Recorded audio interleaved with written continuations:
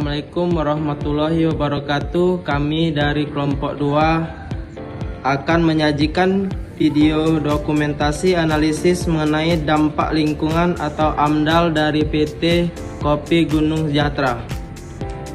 Video ini akan menjelaskan profil perusahaan, potensi dampak, serta rencana pengelolaan dan pemantauan lingkungannya. Perusahaan yang kami pilih adalah PT Kopi Gunung Sejahtera, sebuah perusahaan yang bergerak di bidang perkebunan dan berlokasi di Jawa Tengah. Perusahaan ini menjalankan kegiatan operasional yang berpotensi memberikan dampak terhadap lingkungan, sehingga analisis AMDAL sangat diperlukan. Dalam video ini, kami menguraikan bagaimana perusahaan ini beroperasi dan bagaimana dampak lingkungannya dianalisis. Kegiatan perusahaan terdiri dari beberapa tahap utama. 1.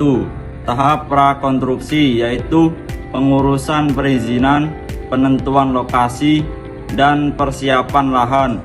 2. Tahap konstruksi meliputi pembangunan fasilitas, pemasangan mesin, dan aktivitas konstruksi lainnya. 3. Tahap operasional, yaitu proses produksi utama perusahaan, penggunaan bahan baku, dan pengolahan limbah. Terakhir, tahap pasca operasional, yaitu penghentian kegiatan dan pemulihan lingkungan. Setiap tahap memiliki potensi dampak yang perlu dianalisis. Berdasarkan kegiatan yang dilakukan, beberapa potensi dampak penting meliputi: 1. Dampak terhadap air seperti peningkatan limbah cair, perubahan kualitas air. 2. Dampak terhadap udara, emisi gas, debu pada tahap konstruksi. 3. Dampak terhadap tanah, perubahan struktur tanah dan potensi pencemaran. 4. Dampak terhadap biotik, terganggunya flora dan fauna sekitar. 5. Dampak sosial ekonomi, seperti perubahan aktivitas masyarakat, peluang kerja, dan potensi konflik sosial. Identifikasi dampak ini menjadi dasar analisis lebih lanjut. Hasil identifikasi kemudian dianalisis untuk menentukan mana yang termaksud dampak penting. Analisis dilakukan berdasarkan besar kecilnya pengaruh, lamanya dampak terjadi, luas wilayah terdampak, frekuensi kejadian, dan kemungkinan terjadinya dampak. Contohnya, penurunan kualitas air dianggap signifikan karena dapat memengaruhi masyarakat sekitar dan membutuhkan pengelolaan khusus. Penurunan kualitas udara juga termasuk dampak penting karena dapat mempengaruhi kesehatan pekerjaan dan masyarakat. Dampak sosial seperti perubahan ekonomi lokal atau peluang kerja juga dianalisis untuk memastikan tidak ada konflik sosial yang muncul.